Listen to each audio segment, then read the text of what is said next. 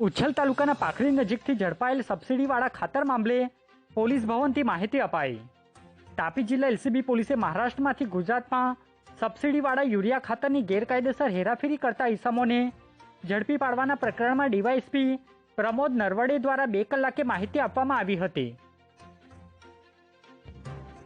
ગઈ તારીખ 11/9/2024 રોજ ઉચ્છલ તાલુકાના પાખરી ગામની સીમમાં એક ટાટા ટ્રક બંધ બોડીનો તાડપત્રી ઢાંકેલ રોકવામાં આવેલ અને એને ચેક કરતા તેમાંથી યુરિયા મળી આવેલાનું પ્રસ્થાપિત થયેલ, જે અનુસંધાને ઉચ્છલ પોલીસ સ્ટેશનમાં જાણવાજોગ દાખલ કરવામાં આવેલી અને ત્યારબાદ નમૂનાના સેમ્પલ લઈ આ જે યુરિયા છે એ વેરિફિકેશન માટે મોકલતા FSL ગાંધીનગર ખાતેથી આ જે યુરિયા છે એ નીમ કોટેડ યુરિયા અને સબસિડી વાળો હોવાનું તપાસ દરમિયાન પ્રસ્થાપિત થતા ગઈકાલ તારીખ 2/10/24 રોજ FIR દાખલ કરવામાં આવેલ છે અને આ કામે આજ રોજ ગુનાના કામના 2 આરોપી મોહમ્મદ ઇદ્રીસ નજાકત અલી મકરાણી કે જે આમાં ડ્રાઈવર તરીકે ફરજ બજાવતા હતા તે તથા અબ્દુલ રહેમાન રમઝાન મકરાણી જે ક્લીનર તરીકે ફરજમાં હતો એની ધરપકડ કરવામાં આવેલ છે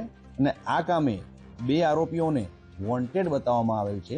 જે આરોપી વોન્ટેડ બતાવવામાં આવેલ છે જે પૈકી એક યુરિયા ભરાવનાર વ્યક્તિ જે મૂળ મહારાષ્ટ્રનો છે તથા યુરિયા મંગાવનાર આરોપી જે છે એ મૂળ ચીખલી ગુજરાતના છે, જેમને વોન્ટેડ બતાવેલ છે।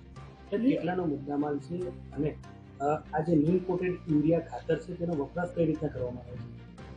આ મુદ્દામાલ જોતા કુલ્લે 3,60,000 રૂપિયાનો નીમ કોટેડ યુરિયા છે તથા 7 લાખ રૂપિયાની ટ્રક છે અને આ જે યુરિયા છે એ ઔદ્યોગિક ઇન્ડસ્ટ્રીઝમાં ઉપયોગમાં લેવામાં આવે છે અને જેનાથી જે રાસાયણિક પ્રક્રિયા જે છે એ સહજ રીતે થઈ શકે અને સબસિડી વાળો વાપરવાથી એની જે કિંમત છે એ જે વેપારીઓને છે જે ઓછી મળે।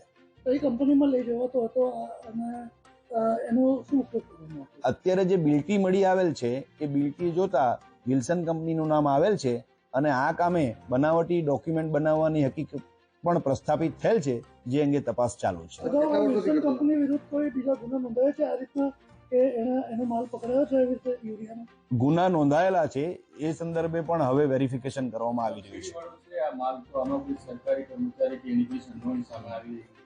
આ કામે તપાસ ચાલુ છે, થોડી વધુ વિગત FIR દાખલ થઈ ગઈ છે એટલે તમને વધુ થોડા સમય પછી ઇન્વેસ્ટિગેશન પછી અમે જણાવી શકીશું। ના, હજી પ્રાઇમરી છે, હજી તપાસ ચાલુ છે।